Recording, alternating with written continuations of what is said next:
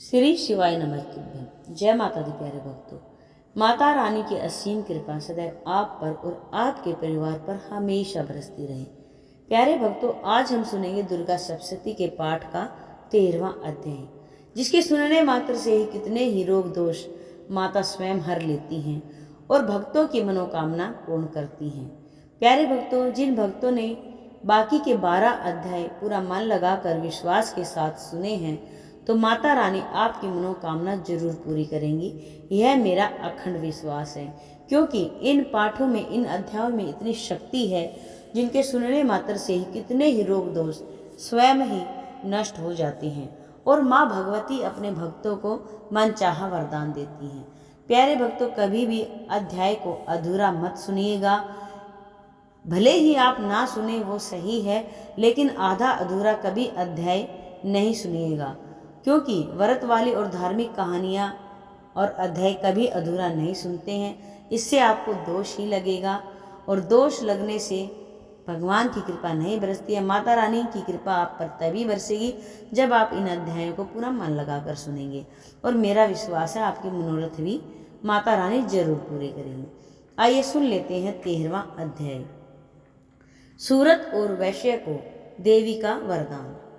जो उदय काल के सूर्य मंडल की सी कांति धारण करने वाली हैं, जिनके 4 भुजाएं हैं और 3 नेत्र हैं, तथा जो अपने हाथ में पाश, अंकुश, वर एवं अभय मुद्रा धारण किए रहती हैं, उन शिवा देवी का मैं ध्यान करता हूँ। ऋषि मेधा बोले, हे राजन, इस प्रकार मैंने तुमसे देवी के उत्तम महात्म्य का वर्णन किया। जो इस जगत को धारण करती हैं, उन देवी का ऐसा ही प्रभाव है। वे ही विद्या यानी ज्ञान प्रदान करती हैं।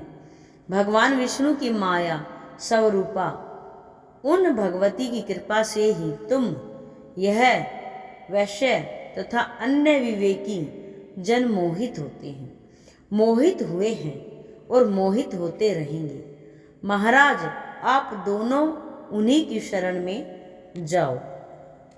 यही भगवती आराधना करने पर मनुष्य को भोग, स्वर्ग तथा मोक्ष प्रदान करती हैं। मार्कंडेय जी ने कहा, महर्षि मेधा की यह बात सुनकर राजा सूरत उन उत्तम व्रत वाले ऋषि मेधा को प्रणाम करके खड़ा हुआ और राज्य के छिन जाने के कारण उसके मन में बड़ी ग्लानि हुई।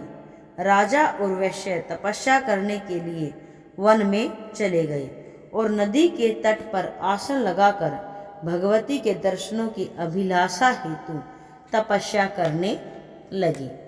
वैश्य देवी के परम उत्तम सूक्त का जप करने लगा। इस प्रकार दोनों राजा तथा वैश्य ने नदी के तट पर मृत्तिका की देवी की मूर्ति बनाई। पुष्प, धूप, दीप तथा हवन द्वारा देवी का पूजन करने लगे।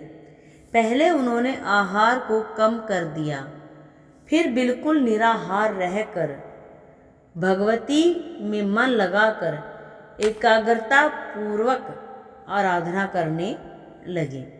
वे दोनों अपने शरीर के रक्त से देवी को बलि देते हुए 3 वर्ष तक लगातार भगवती की आराधना करते रहे। 3 वर्ष के पश्चात जगत का पालन करने वाली चंडिका ने उनको प्रत्यक्ष दर्शन दिए।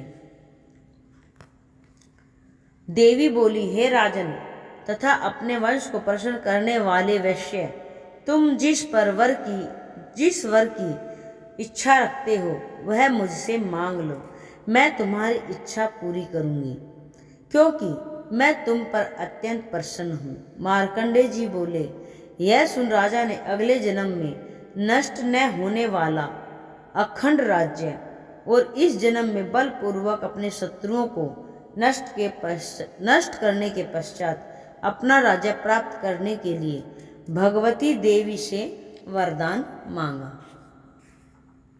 वैश्य ने भी जिसका चित्त संसार की ओर से विरक्त हो चुका था, भगवती देवी से अपनी ममता तथा अहंकार रूपी आसक्ति को नष्ट करने वाले ज्ञान को देने के लिए वरदान मांगा। भगवती देवी ने कहा, हे राजन, तुम शीघ्र ही अपने शत्रुओं को मारकर पुनः अपना राज्य प्राप्त करोगे।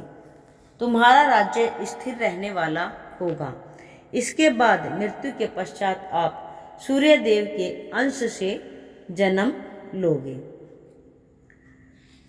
तुम्हारा नाम सार्वणिक होगा तथा इस पृथ्वी पर मनु के नाम से ख्याति प्राप्त करोगे। हे वैश्य कुल में श्रेष्ठ, आपने जो मुझसे वर मांगा है वह मैं आपको देती हूँ। आपको मोक्ष देने वाले ज्ञान की प्राप्ति होगी। मार्कंडेय जी बोले, इस प्रकार देवी उन दोनों को मनवांछित वरदान दिए उनसे अपनी स्तुति सुनकर भगवती अंतर्ध्यान हो गई। इस प्रकार क्षत्रियों में श्रेष्ठ वह राजा सूरत देवी से वरदान पाकर भगवान सूर्य देव के अंश से जन्म लेकर इस पृथ्वी पर सार्वणिक मनु के नाम से विख्यात होंगे। इस प्रकार श्री मार्कंडेय पुराण में सार्वणिक मनवंतर की कथा के अंतर्गत देवी महात्म्य में राजा सूरत और वैश्य के वरदान नामक 13वां अध्याय समाप्त। प्यारे भक्तों, हमने सुना आज देवी का, भगवती देवी सप्तशती का 13वां अध्याय। माँ भगवती आप सब भक्तों की मनोकामना अवश्य ही पूरी करे।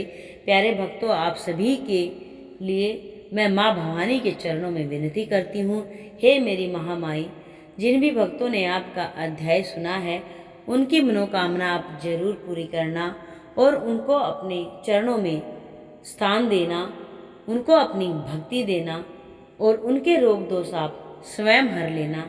हे माँ भवानी, आप जग कल्याणी हैं, अपने भक्तों का कल्याण करना। प्यारे भक्तों, आप सब की मनोकामना पूर्ण हो। प्लीज़ आप सभी चैनल को सब्सक्राइब करें और धार्मिक कथा कहानी और धार्मिक व्रत त्योहार से जुड़ी जानकारी पाने के लिए चैनल को सब्सक्राइब करना बिल्कुल ना भूलें। ओम जयंती मंगला काली भद्रकाली कपालिनी दुर्गा क्षमा शिवा धात्री स्वाहा सवदा नमोस्तुते।